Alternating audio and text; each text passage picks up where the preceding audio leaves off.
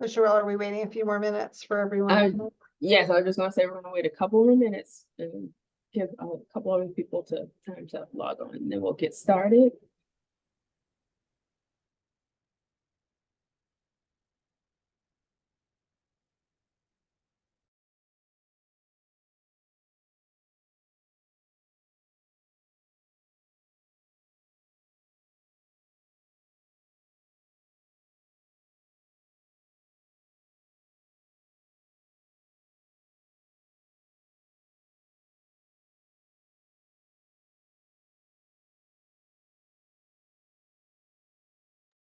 Sherelle, I don't know if you made me, I think you tried to make me alternate host, but I don't know if I logged in the right way. Do you want to check and make sure you made me a co-host? So if I need to let people in while you're talking, I don't know. There you go. I just did it Okay. manually. Yep.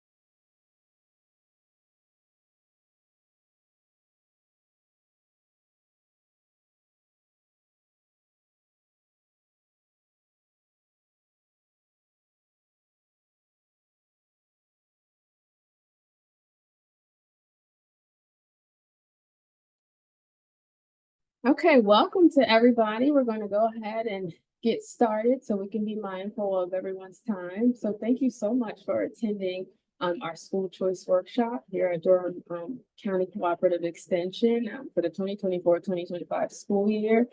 So just as a note, as you're coming in, just make sure you do have your mics muted throughout the presentation so that we don't pick up any sounds. Just a couple of other things as well.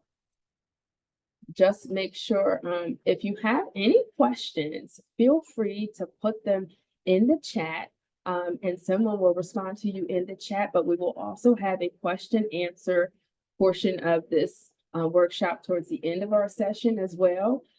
If you want to raise your hand during the question answer portion, there is a setting should be at the bottom of your screens if you're not as familiar with Zoom, where you can hit the reaction button and you should be able to raise your hand.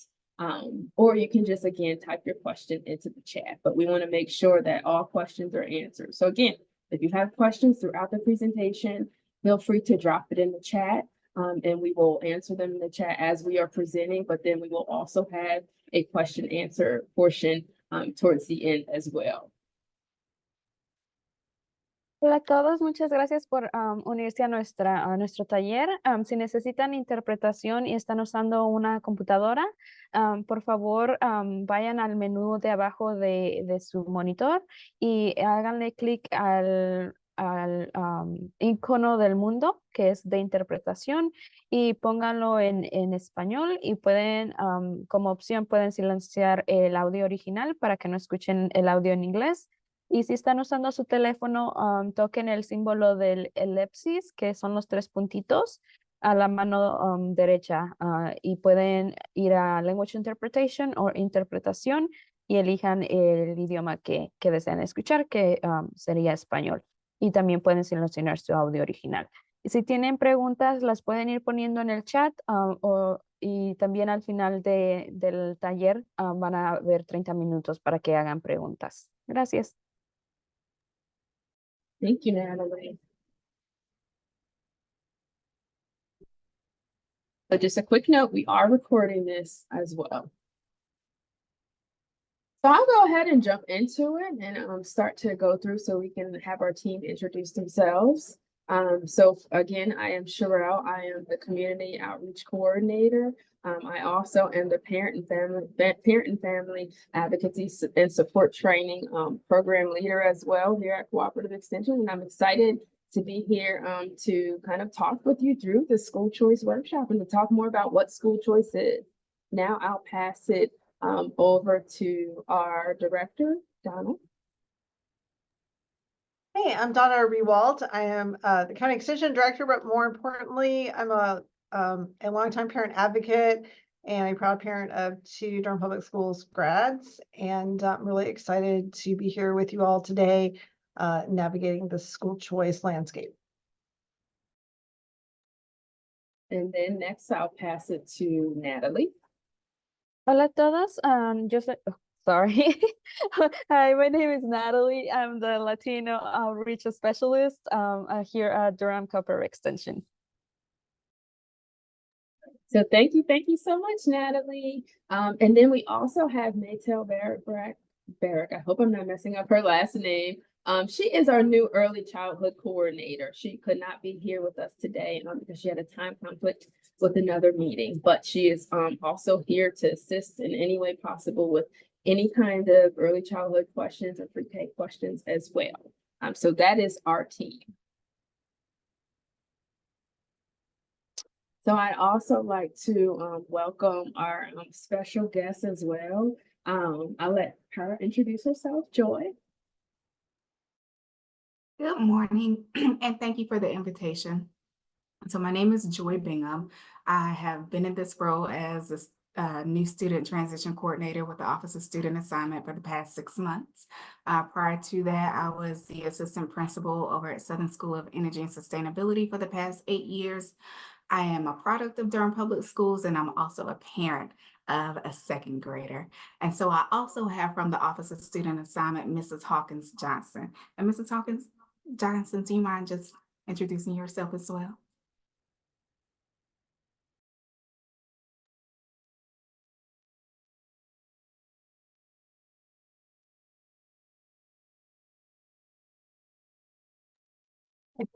I cannot hear Ms. Hawkins Johnson. Yeah.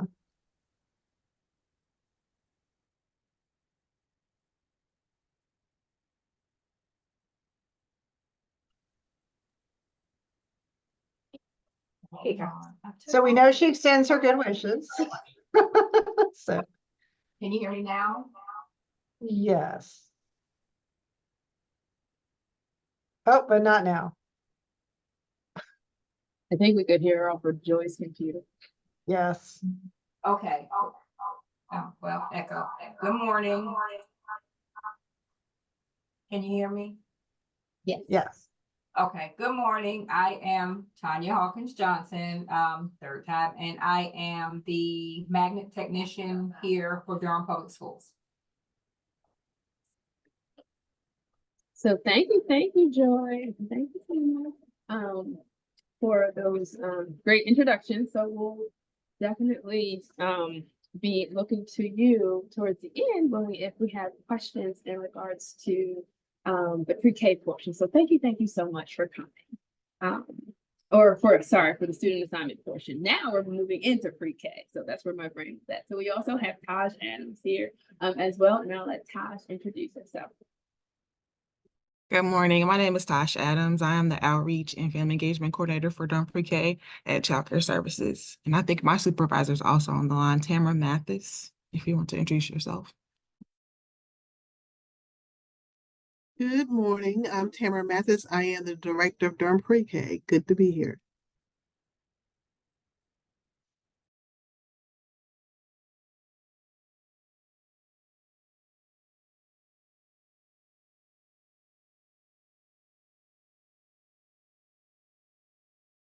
Okay, so thank you so much for those warm welcomes, and thank you all for participating and attending and being here to lend your support for families that may have questions in regards to school choice and or pre-K as well. So today I'm going to be facilitating this school choice workshop, but I also have my team here to jump in and assist and help as needed. If there's something that, comes up that, as Donna said, she is definitely has a lot of expertise in school choice. So there may be some things that I may need her to kind of assist with touching on as well. So again, thank you for coming. So we're going to talk about what school choice is, the fact that you actually have a choice when it comes to school. Picking a school, the types of tools that you need, and so in terms of thinking about the type of school that may be right for you and maybe right for your family as well. And then also talking through the different options that exist.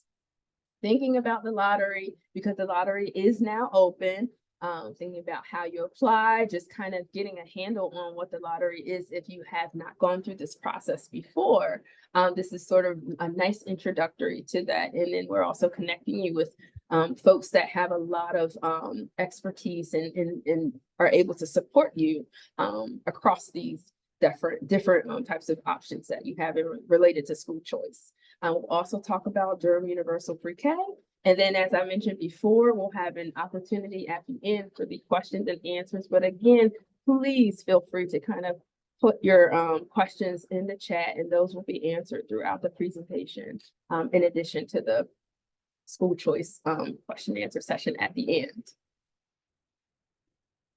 So what is school choice? So school choice basically is you being able to have options as it relates to where you send your child and or children, right? So there are a number of options in Durham County, and it's important to know what those options are. So Durham Public Schools has a number of different options that falls under the umbrella of public schools, and we'll talk about that in the next several slides. Do you have to choose is also a good question, because there are some families that may be happy with their base assignment school or their neighborhood school. And so no, you don't have to choose another school if you don't want to.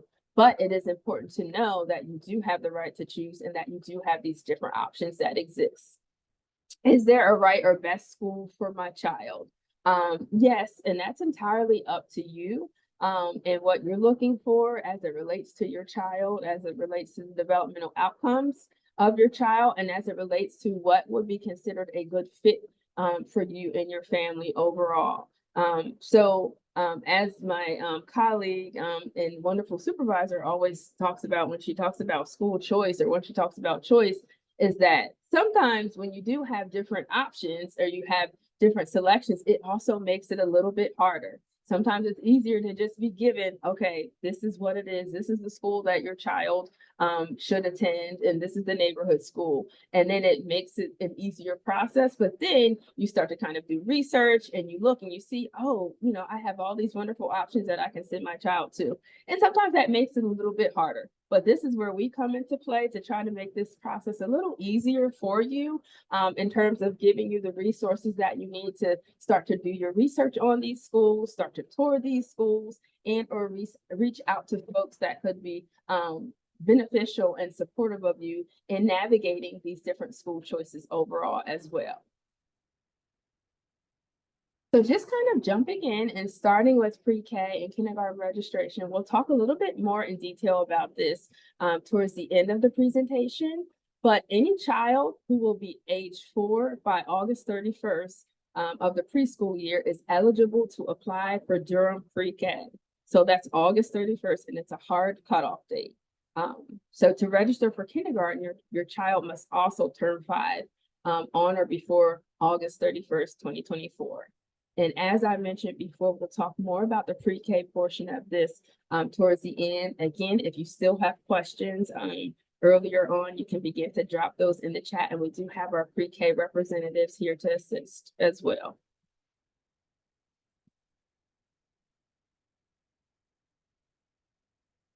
So I already kind of started to talk about this a little bit, but all families have what is considered a base assignment school. And Natalie will drop this different links into the chat for you to begin to kind of review if you have not had the opportunity to look at these links and view these links. But a base assignment school is basically your neighborhood school. So all children or in all homes and families are assigned a particular school based on where they live. And you have the opportunity to be able to go and look up what those particular schools are. So elementary school, middle school, high school, based on where you live by utilizing this link as well. And you'll be able to kind of see, especially you could see this past year, but you can also see the current year, that's not the current year, the future year that's coming up as well, to see where your child will be routed to as far as that particular school. And it's an awesome way to kind of get a good idea in a landscape of what school, you know, you should be researching and to see if you're interested in your child actually attending that school. But then this is not the end all be all, because like we said, there are other choices that you can have as well. And I want you guys to have an opportunity. I don't want to jump out of this just because we're recording, but I want you all to have an opportunity to kind of go and to look up those base assignment schools as well, so that if you have questions as we are presenting, you can feel free to ask that and we can follow up with those questions as well.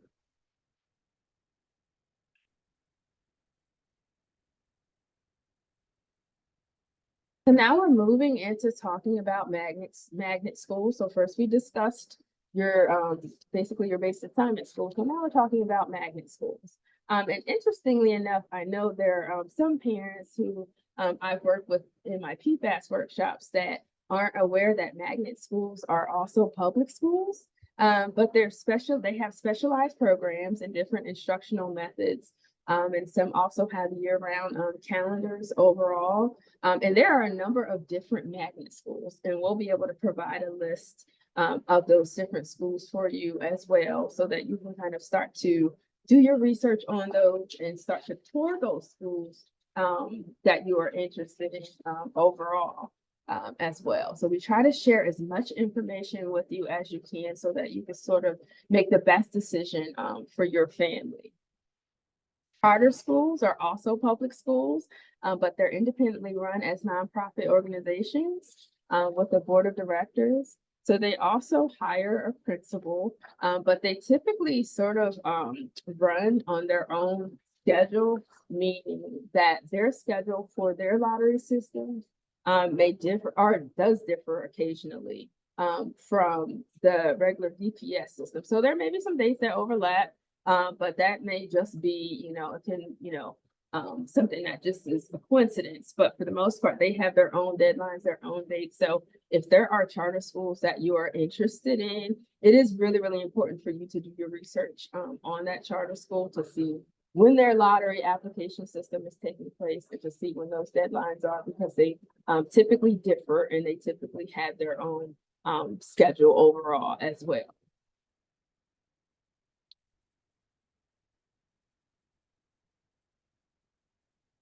So charter schools, again, are also public schools, and they can accept students, and typically students apply utilizing a lottery, as I mentioned before. They typically have their own dates and their own deadlines. So again, important to know what those are. You do not have to live in the county in which the charter school is located to attend. So again, it is important to get the information that you need in relation to the particular school that you're interested in. So you know what those deadlines are, so you know when those tour dates are as well. And so that you kind of know also the logistics, the policy, and everything else related to those particular schools. Because again, they are different.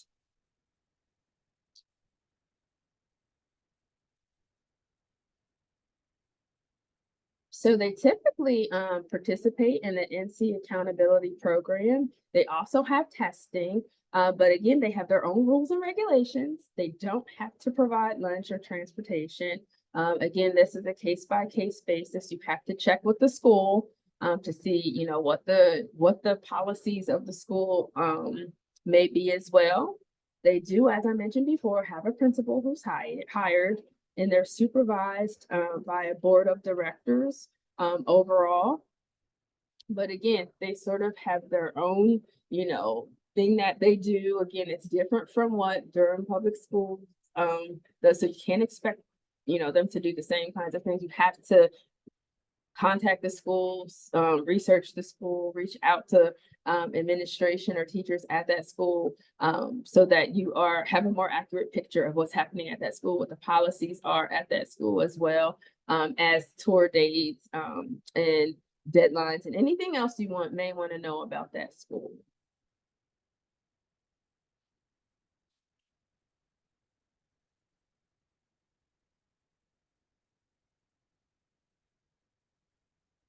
So this is a list of charter schools that exist in Durham County. You'll get this list because you'll also get a copy of this PowerPoint presentation so that you can kind of go in and start to research some of the links of some of the different schools that exist. And you can kind of reach out to folks, administration, teachers, or anybody else that you may want to learn more information about that school. You can just kind of go online and start to do research. Look and see when the tour dates are, and look to see what the deadlines are for those upcoming application processes as well. So there may be some deadlines that may be in April. So just kind of keeping up with when those things happen, particularly with the schools that you're interested in. So there are a number of them. We won't go into all of them in detail for the sake of time, but we did want to share with you that there is a pretty hearty list of schools available to you if you are interested in doing more research about these schools and reaching out to these schools. So again, you will get a copy of this PowerPoint, not to worry, so that you can kind of go in and look at the websites and start to do your own research as well.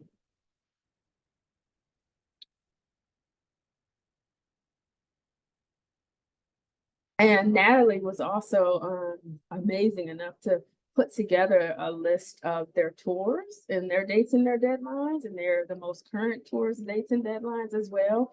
And she can drop that chat or that link in the chat for you to kind of go through and start to review. But again, you'll get this information so that you can continue to move forward and do your own research to search for the best choice for your family.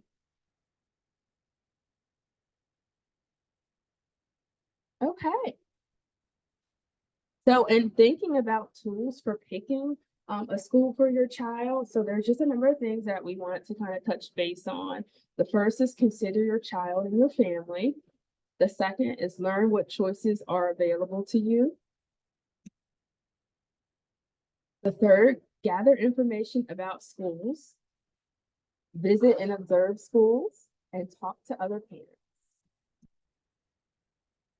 So when we first think about considering your child and your family, we're just more so thinking about holistically and overall, what's a good fit for your family and what's a good fit for your child, thinking about the scheduling part of it, so the logistics of your family, in terms of, drop off, pick up, childcare, those kinds of things that are huge parts in terms of where you may opt or choose to send your child. Also thinking about your child's strengths and interests, talking to your child's, previous teachers, pre-K teachers, other early child care administrators, to see what your child's strengths are and areas of concern may be, to see what kind of school they may basically say may be a good fit for your child overall. So folks that kind of work with your child one-on-one and have a better idea of what your child's strengths and areas of concerns may be, and thinking about just overall what you think would be a good fit for your child. Thinking about the logistical part of it, as I mentioned already, thinking about if you have other children, would it be a good fit for them as well? So academics and curriculum, and then also thinking about the practical concerns of it all are all really, really important when considering your child and your family. Then also thinking about your own family philosophy. So just thinking about their approach to education. Are you a family that likes Montessori schools, right? So just kind of thinking about overall, what kind of education do I want for my child and or children? And is it a good fit? academically? Is it a good fit logistically overall? And is this something that I can see being just a good fit, you know, long term? So learn what choices are available to you. So the good thing is you're here. So you're already starting that part of the process. So thinking about the pros and cons of schools, right? So are you interested in charter schools? Are you interested in magnet schools? Year-round, traditional, public, private, and there are also homeschooling as well that exists. So again, today we are just talking about Durham public schools, but there are lots of options out there for you to consider when you're thinking about the best education for your child overall. So learning, again, that there are choices. There are different types of schools and schooling, and then also thinking about the different kinds of curriculum that exist and what may be a good fit for your child, what may be a good fit for your family overall. So taking all of these things into consideration. So these are just another few tips that we wanted to share with you all. So developing a list of schools. So similar to like we've already kind of started a lot of the work for you with the list that we provide. But your job is to kind of go through and narrow down and see what is a good fit for you, what schools that you are most interested in for your child and or children as well. So learning those options, doing more research about those options. So starting with the list that we provide and then kind of narrowing it down. You can also reach out to the Office of Student Assignment and the Multilingual Resource Center as well. If you need additional supports and or resources in making your selections and learning more about the choices that are offered to you, or just learning overall more about the process, there are people that are here to help and that are more than happy to help you as well. So gathering information about schools, checking dates and deadlines. Again, we have some dates and deadlines that have been provided to you through those specific links. You'll get these links and you'll get this PowerPoint again after this workshop is complete. So you'll be able to kind of go in and start to make your list, develop your list, reach out to folks to be able to attend tour dates and schedule tour dates, I should say. Attend information sessions. These are extremely important because these are the best way to learn about schools, to learn about the different programs that exist overall, and to actually meet other people that are there that may already have, you know, children attending or that may have had children attending those particular schools as well, and just kind of learning overall more about the process in the school. And then visiting, that's a really, really, really important part of it all, like visiting the schools to get a good handle and understanding about, you know, what's happening at the school, being able to kind of meet administrators at the school overall, and then just seeing in real time, you know, sort of the dynamics of the school prior to your child actually attending, if that is a school that you choose. So these are different websites, again, that will be available to you. So when I talk about this particular slide, it's more so focusing on considering school data. So Natalie will drop that into the chat as well. But this is basically a link where you are able to kind of go in to the Durham Public School System's website and look at the different grades that are basically given to particular schools. So when I say grade, it's an actual letter grade. And a lot of it is based on school data and school testing that happens, where you can kind of see how the school is currently doing grade-wise. So looking at previous testing scores that exist overall, you can actually go in and type a particular school that you're interested in, and you'll be able to kind of bring up that, and you'll be able to kind of see if you know, growth is met, you know, did not exceed growth, exceeded growth as far as those testing scores. But we always like to share with our families and parents to kind of take that with a grain of salt, because sometimes the school data doesn't tell the entire story. There's a lot more that you want to kind of look into as you're making your decision related to school choice. So, speaking with people, going to the school, visiting the school, also utilizing this shouldn't be the only thing you use to make your decision as far as your school that you select and opt to select for your child. Because again, there's still some of that, after effects of the pandemic related to testing and things like that. So, although definitely important to take it into consideration, you should look at everything that you have, all of your resources to make a sound decision about the school choice. But you shouldn't just use one, one like method of like, okay, this, I don't like how this looks, so I don't want to go. You should kind of look holistically at a number of things. Tour the school, look at the school data, speak with other people, meet with teachers, administrators as well. And I'll let Donna jump in. Yeah, I just wanted to offer that, the school grading data is a statewide system that was created by our legislature. It was not created by educational experts. So it was created, and it doesn't, I think, accurately reflect everything you need to know, as Sherelle points out. And so one of the things I always encourage people to look at is growth. So you're interested in whether the school is moving in the right direction and making progress. So if that school is growing and it's growing in the areas that you were interested in, I would say, all of my schools weren't graded all the way. My last child just graduated 2 years ago. And but I did experience some of this. I didn't find the grades reflected my experience. So that is kind of where I really don't put as much weight on that personally. But I think also professionally, we know a lot more about kind of how those grades are structured, and they're not really, it's really more challenging for a diverse school system to score in the ways that maybe you expect. So I just want to encourage people to look beyond that, because I think you can get an excellent education even if the grade appears otherwise. So I just kind of want to caution people on that particular one. Thank you, Donna. Thank you for sharing that.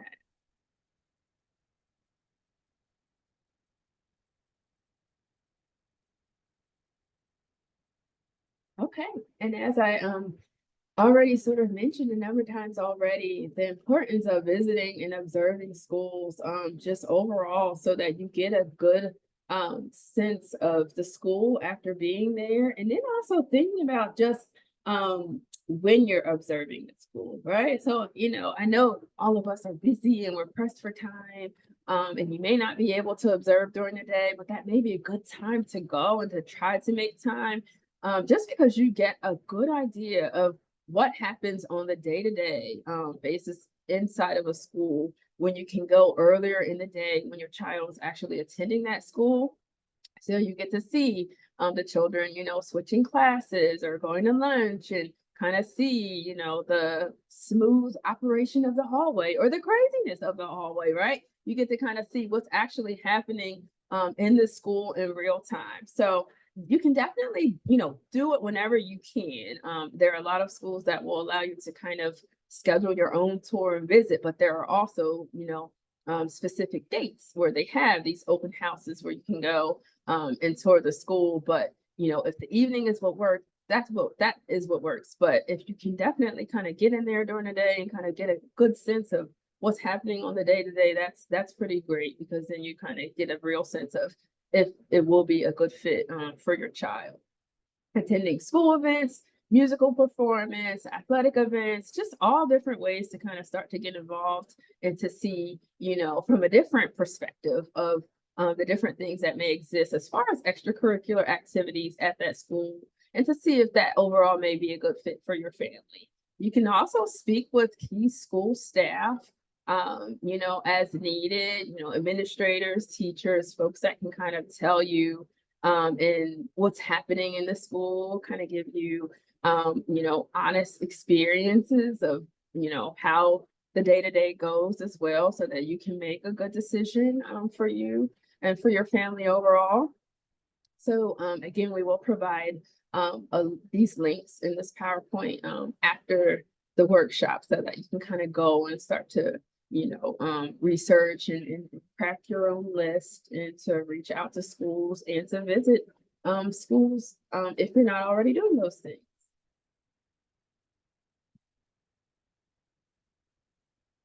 So we always have on our list to talk to other parents, but we have it last for a reason. Although this is typically one of the things that, as parents, that's one of the things we typically first do. We go speak to another parent that we know that may have encountered an experience, at a particular place, in this instance, at a school. But we have to keep in mind that every family has a different experience.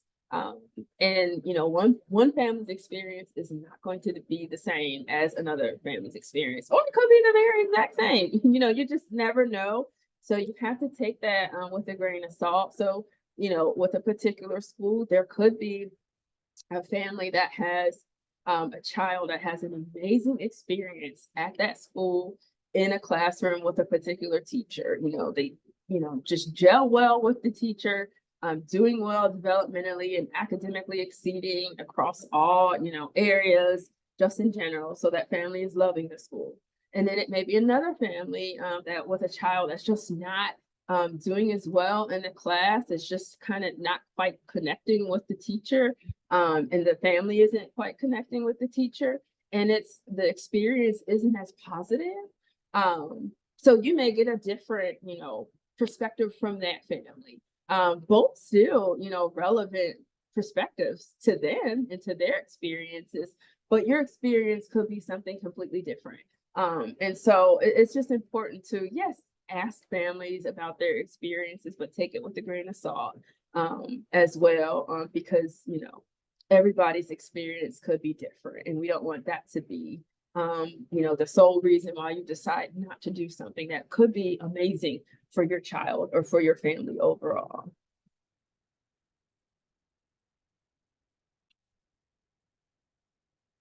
Okay, so there are 4 different programs for the DPS elementary magnets, particularly for the upcoming year. 4 different programs that were, or I should say that the school programs were narrowed down to 4 different programs. So the year-round, the International Baccalaureate, Montessori, and dual language immersion. And Natalie went through all of the different schools and broke the schools down into regions so that you all, when you all get this PowerPoint presentation, you'll kind of have the schools and kind of know what regions those schools are so that it can kind of better help you in your search and in your tours overall, just in general, just more information for you to have so that you kind of know where the schools lie as it pertains to these different regions overall. So just more information to help to equip you in making decisions. And these are just lists of different middle school magnet schools, more up-to-date list. Or more current list overall. And Joy and Cheryl, I just want to pause because Joy mentioned that, of course, Ignite Online, there still is an online option for Durham Public Schools. I don't know if we have it listed here, but Ignite Online is still an option. It is a school. So yes. So just keep in mind as well if that is of interest to you. Thank you, Donovan. So high school level magnet schools. So again, just providing you with information so that you have it. Just overall, Donna, go ahead. Yep, you can jump in. I think the things about high school that parents need to be thinking ahead about, I think it's there's choices for students. Students may not always want to do the choices that their parents think are a great idea, but the whole point of high school magnets is to help prepare you for that next step. So we, like some other districts, have an early college high school, which actually is on the campus of North Carolina Central University. It's grades 9 through 12.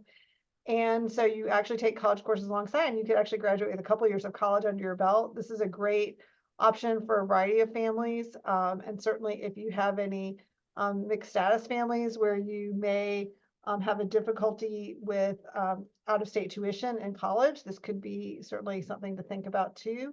Also, middle college high schools, grades 11 and 12, that's located at Durham Tech. And part of the same concept, you do come from your high school first because you will have taken a couple of years of high school, but you actually can get some of those critical classes in as part of your high school curriculum, which is really exciting. And it's also based on the campus.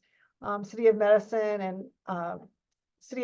is helps with health careers. You also get some certifications along the way. And the IB diploma program is that continuation of the internationally known IB programming, which starts all the way, you'll see in middle school and high school, which is really exciting too. I just wanted to point some of those out specifically because I think as you think ahead, middle school comes fast. If some of you are in elementary school, but if you have middle school, you've got high school right around the corner here. And there are ways, if you do athletics and things, there are different ways to participate in those at some of the base schools. And you just will want to ask about that during those processes when you're visiting and asking questions. And were you going to say anything about CTE, or do you want me to say something about that? Sure, go ahead. Yep, you can go ahead. Yeah, I've been through this too, like, so because I did take advantage of the CTE programming. So career technical education, that is for everyone. Maybe some people went to school where there was some separate school where people went to. There's career technical education at every single school. And such as engineering programming, engineering or STEM programming. I had a young person who did that at Riverside, for example, or junior ROTC. There's all kinds of different programs when you look at the lists on the link that we are sharing, from business to agriculture. So if your high school, for example, did not have that, you could potentially apply at another school. But even if your high school does have it, that your child is headed to, you would apply for that as well. So because there's no guarantee that you would get in, but you have to apply through the lottery as well for these. So the CTE, the high school magnets, you do have to apply for those.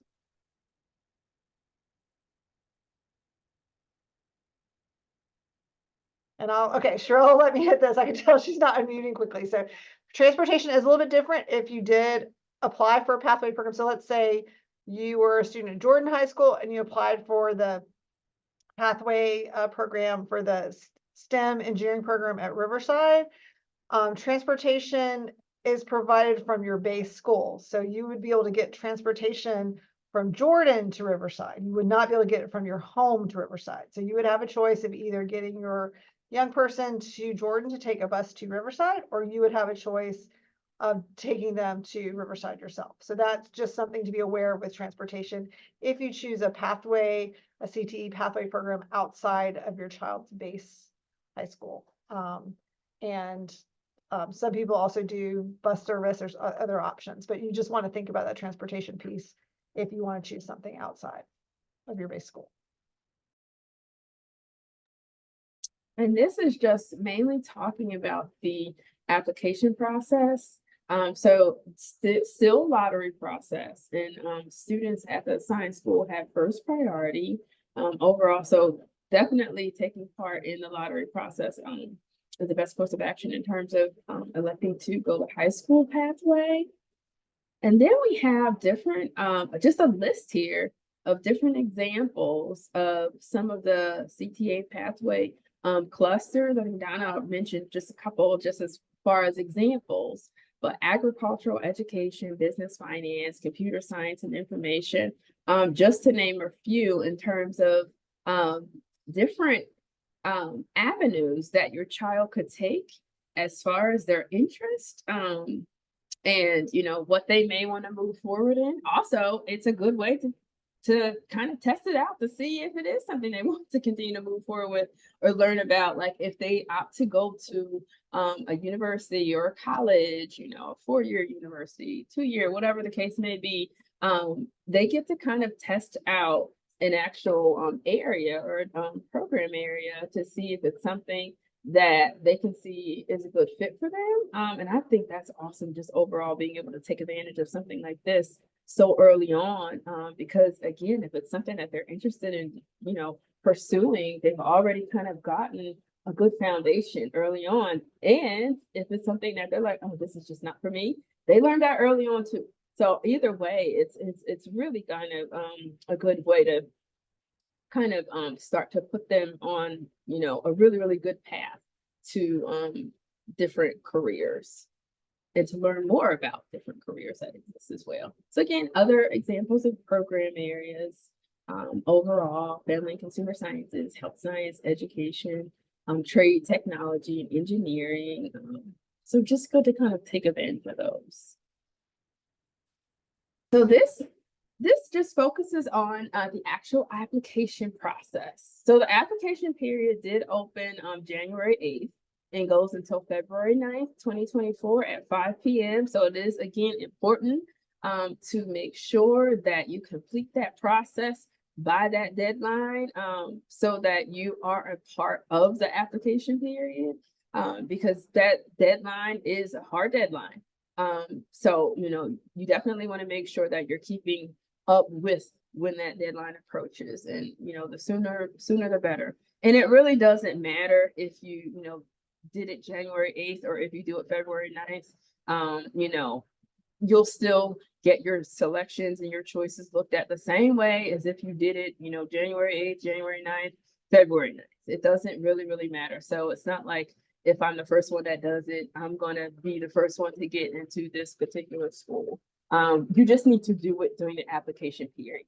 And you need to make sure that you're providing the right information as far as an email address that you know, regularly use. We always say use the personal email address because, you know, you can use your work email address, but people change jobs all the time. So you want to use something that you check regularly and that's going to be more of a consistent use for you. So there are times when you may be put on a wait list and you may get your first choice option in July, and they need to be able to reach you. So making sure you use the right email address that, you know, they can best reach you is important and really key as well. And as well as making sure you get that, get those options in and complete the application during this particular period so that you don't miss out.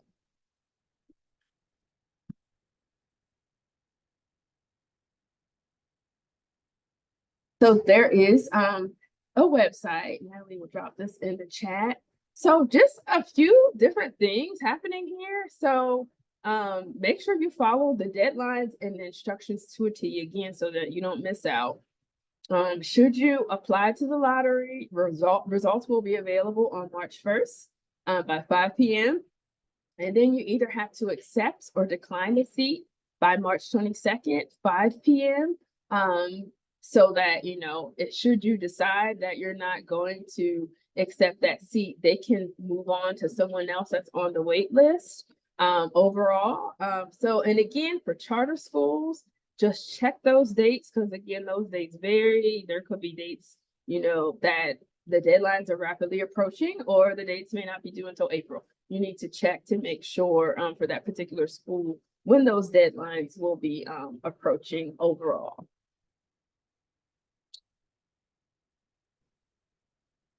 So again, there is lots of help for you.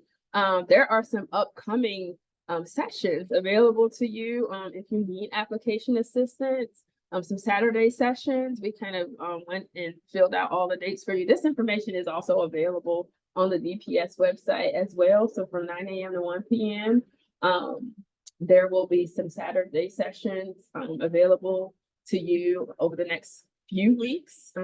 So, you know, wrapping up January and then moving into February, early February prior to the actual deadline, or you can schedule your own appointment if none of these dates work for you. So there is help out there. So just make sure if you have questions or concerns, or it's just you know, a confusing process, or you just need to know more about the lottery process, there are folks that are more than willing to help you. So just make sure you're utilizing that. And so there's the phone number for English speakers and phone number for Spanish speakers as well.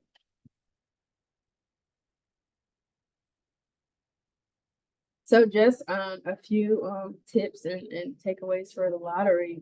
So just making sure that you know your options and know that you have options overall.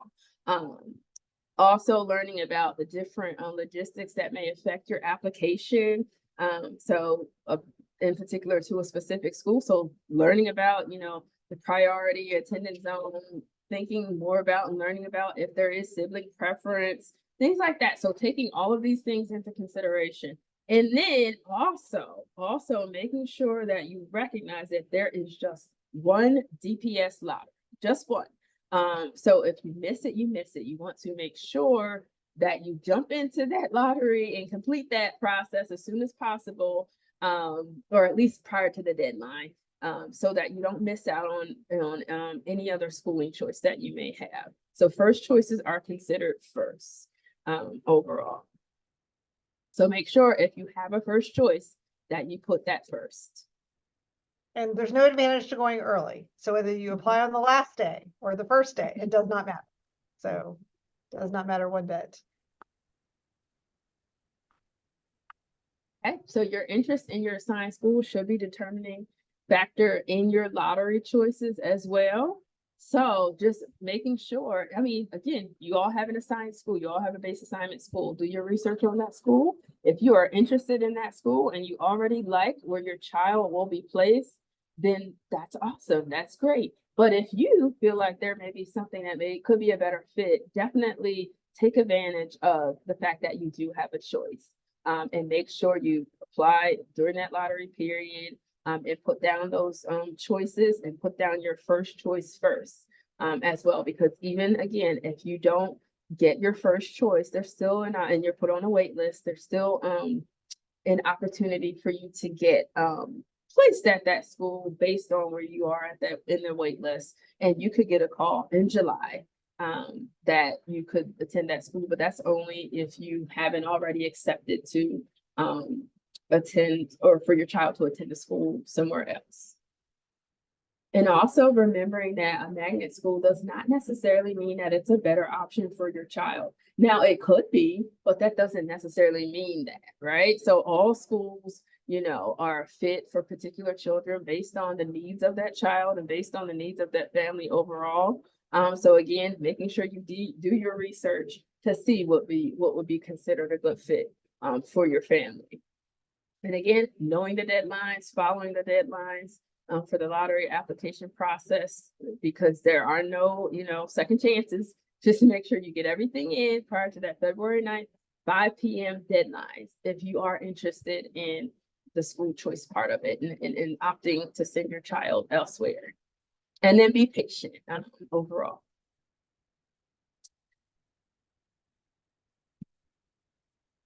So there are some, as everybody mostly is aware of, there are some upcoming policy changes for the school year. Beginning in this upcoming school year, 2024-25, all district elementary students will be assigned to one of 5 regions in the county. I kind of showed you the different schools that fall under the different regions, so that you can kind of have a good idea of those different schools and where they fall as it relates to the different regions as well.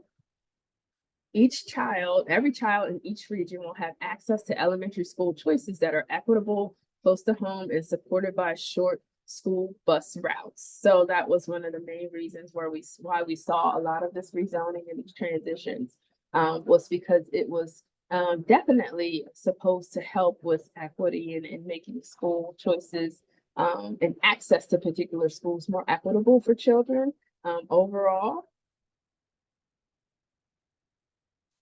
So they can attend their base school or access a year-round choice in international baccalaureate program, a Montessori or a dual language immersion program that is just down the road. So just, in some, all base elementary schools will provide integrated STEM, arts, and a global language learning standard. So again, it is supposed to be a positive in terms of some of these changes, although, sometimes change is hard and change is difficult.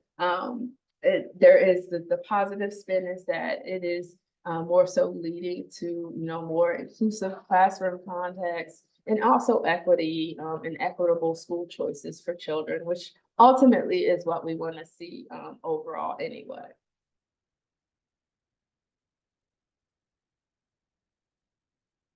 So in addition to the lottery, there are a few other things that could be considered. So sibling preference, program criteria that must be met by the student for admission to a particular school. So overall, these are some other things that play into a child being accepted to a particular school as well. So this is something important to note. So upon acceptance of a lottery seat at an application school, this assignment is binding for the following school year. So just make sure when you accept that seat that you are positively sure that that's where you want your child to go. Just because it is a binding agreement that you're making with the school, unless there is some kind of special assignment transfer to the student's base neighborhood school, because something else has happened, some kind of hardship has happened overall, but this is a binding agreement. So just a couple of quick more upcoming policy changes. So in reference to 4th and 5th graders, they'll be able to, which are considered legacy students, they'll be able to stay at their actual school, even if the school is outside of the student's region. So siblings may be able to stay at the school until that legacy student goes to 6th grade. So until that student moves on to middle school, his or her siblings will be able to stay as long as they're there. Once that older child moves on to middle school, then those children will have to move on unless they make a request, and then they'll be granted a request if the school has the capacity overall.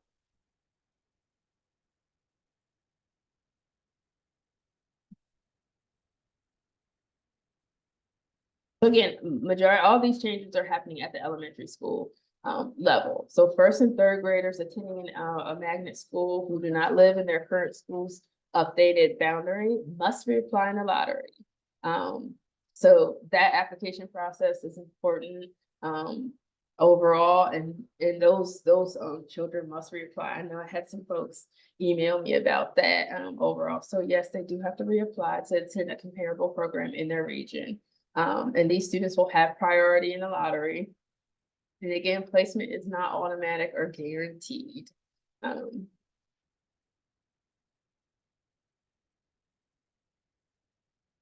So those are some of the policy changes that are taking place. Again, I know all these things kind of came to the forefront last year as far as what was going to be coming or on the horizon. So these things are implemented and happening, and we will see them definitely implemented for the upcoming school year.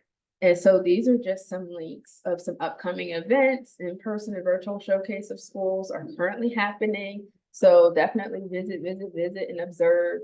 Again, you'll get these links in a separate email after this workshop is complete, so that you can sort of start to figure out and formulate a plan of where you want to go, kind of research, observe as well, and make a list of schools that you're interested in overall. And then if you need more information, I know this was on another slide prior to this one, definitely reach out to folks at the Office of Student Assignment. Again, they are there to help share information with you related to this, especially if it's something that you may be confused about. They could kind of point you in the right direction. If we can help you in any way, we're happy to do that. You can reach out to myself. And then if it's something that you need additional supports with, I'll be happy to connect you with other people that can help you overall. So we're just here to share information and make this process as smooth as possible for you overall. Okay. So now just switching gears just a tiny bit and moving into the Durham Pre-K lottery before we open it up for questions. Okay, so Durham Pre-K is Durham County's high-quality early childhood education for all 4-year-olds in Durham. So all families can apply for Pre-K, regardless of socioeconomic status. It is universal, so everyone can apply for it. So there are some also some pre-K classrooms that are separate from this that fall under public schools as well, but those schools will actually take place in the actual DPS lottery. This is a separate lottery. Just to kind of make that clear. So any family, as I mentioned at the beginning of the presentation, any family living in Durham County with a child who will be 4 by August 31st is eligible to apply for Durham Pre-K, regardless of income.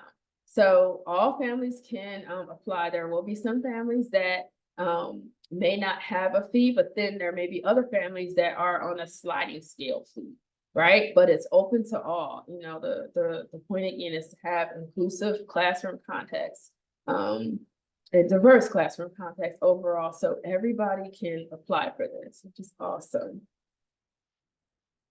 So beginning February 5th, families can complete the Durham Pre-K application, and there is a website that is available to you for you to kind of go and complete that application overall and kind of learn more about that process. You can also schedule an appointment as well if you need additional supports and help as well. And then in addition to that, families will also need to complete an online developmental screening to be considered for a seat in Durham Public Schools classroom. So more can be learned about that, which I'll talk about on the next slide at the Durham Pre-K information session. But prior to jumping there, I want to talk a little bit about the application. So in order to complete the application, you'll need just a few updates: child's birth certificate, the proof of the current address, and the proof of household income overall. So these are the 3 major things that you'll need to complete this application. So again, the application opens February 5th for Durham Pre-K. You can go on the website and submit an interest form. Again, you'll get this workshop presentation afterwards, so you'll be able to kind of gain access to all of these links, which will make it easier for you to find things. You can also continue to check the Durham Pre-K website for updates as well. And then now you can also sign up to receive text reminders overall so that you can get that important information that you need. So this is what I kind of mentioned on a previous slide. There is an information session coming up February 3rd. English and Spanish speakers from 10 to 11:30. And so you can just learn overall more about what Durham Pre-K is, learn about the process to complete the application, and what's expected of you as it relates to the application process. So just kind of, again, another workshop, another session to gain more information so that you can make the best decision possible for your child overall. So I kind of mentioned this already. There are other options for pre-K, and these are the ones that are included in the DPS school system. So Watts and Moorhead, so the pre-K programs of DPS Montessori Elementary Schools, Watts and Moorhead Magnet Schools. Again, you'll need to apply for these separately through the magnet school lottery process. So there are 2 separate lotteries, as I mentioned, because I know I had got a couple of questions about that literally right up before this workshop. So just kind of keep that in mind. Go ahead, Donna. That includes all the Montessori schools. So if you think about, I mean, well, actually there's only 2 that have pre-K. The other Montessori schools do not have pre-K. These are only 2 that do. So that is a point of confusion for some people. So these have listing pre-K programs. Okay. Thank you, Donna. Thank you for clarifying that.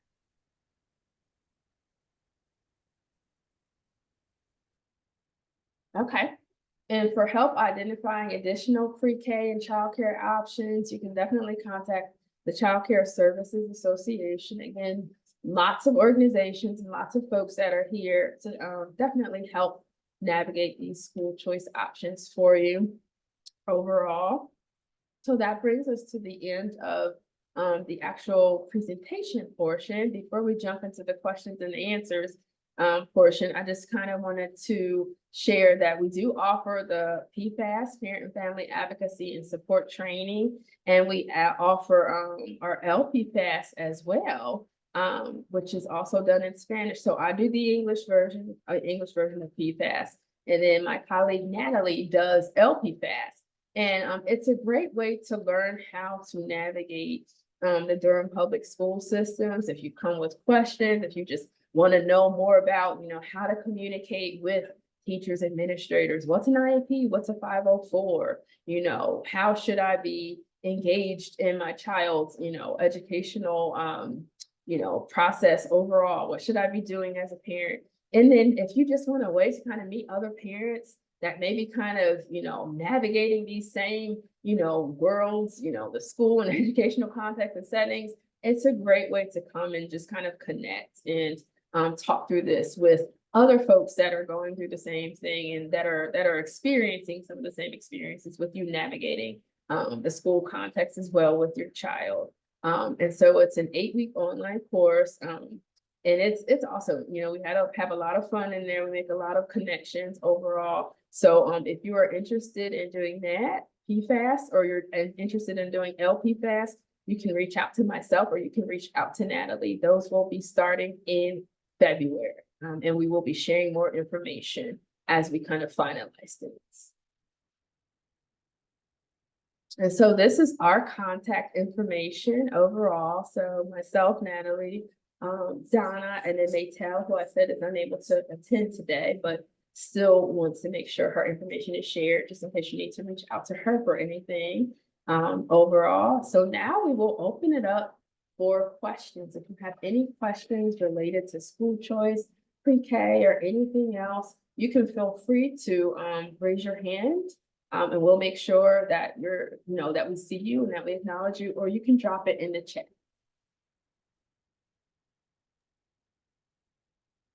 I think there's the question that Natalie translated from Judith earlier about her daughter is in Montessori and she has to change her region.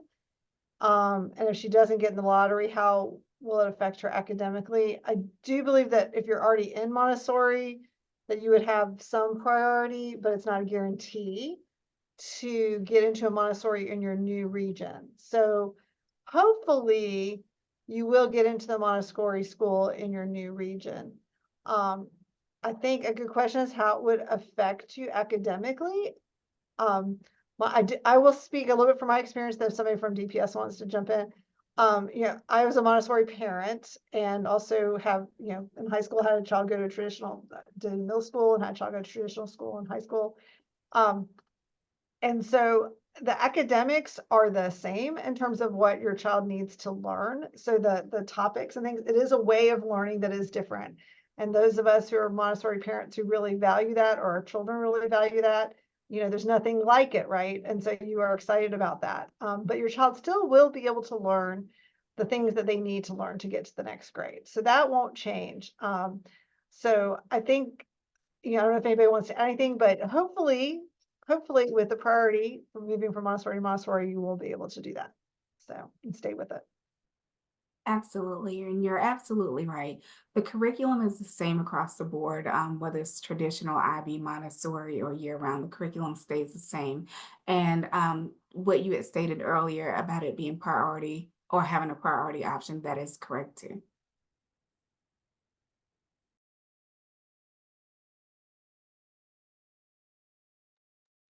Okay, we have another question in the chat.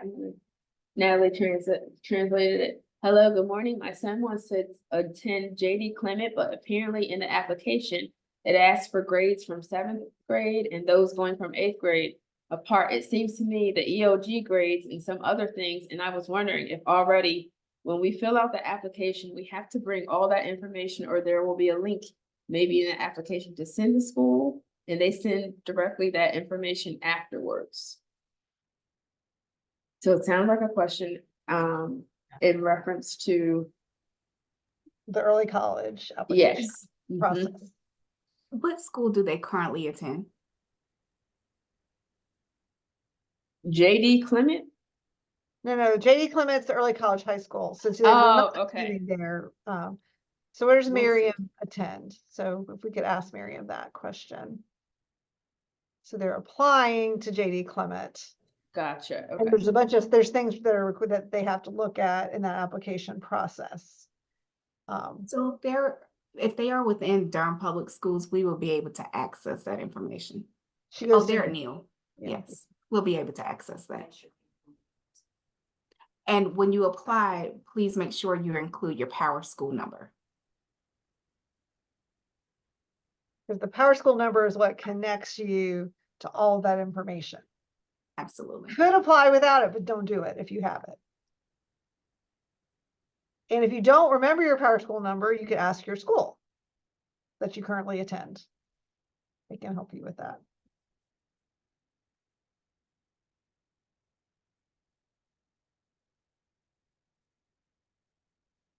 Are there other questions? And if somebody wants to unmute, you can. Sure, I think you've been very thorough, so that's probably helped. But and I will say that, you know, this for many parents seems to feel like a stressful process. And I think most of us wish that it wasn't so stressful. And I'm hopeful that you know, that everyone can kind of be patient. You know, there's lots of opportunities. Also, just with the lottery, if you don't get in right away, you will see a wait list number, and DPS does pull people from those wait lists into the summer. So that's another option. And you may also be invested, you know, if you don't get your first choice, get really invested in the choice that you have made and make it exciting for your child to be attending the school they're going to attend. Help them get to know it, get excited about it. Our kids feed off of our feelings and attitudes a lot of times. And so it is really important for us as parents to make them feel excited and comfortable with the choices that have been made, sometimes for them and sometimes with them.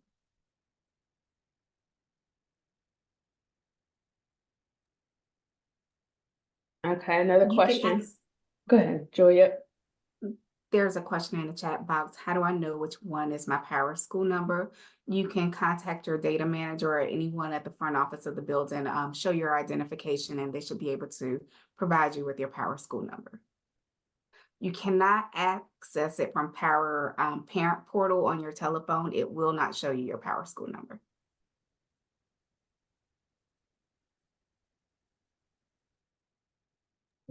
Other questions? And I would say if you have any struggles with that, you can also go to the help sessions too and see if they can help you, the help sessions that were shared. And they will have translation.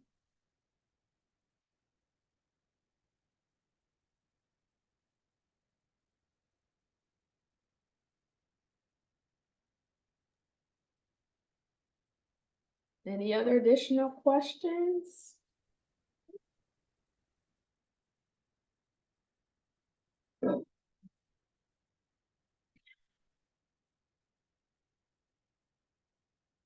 Okay, if there are no additional questions, Joy did leave her number in the chat, so thank you so much for that, Joy. And if you have any other additional questions for myself or for my team, you can reach out to us as well. And like I mentioned before, I will be sharing this presentation with you also. You have access to those links. And again, definitely reach out to folks for assistance or help and for those additional supports should you need them. I want to thank you all specifically and especially for making the time to come out today. I know we had to switch up dates a little bit last week as a result of the inclement weather. I was a little nervous about the weather today, but no snow, just rain.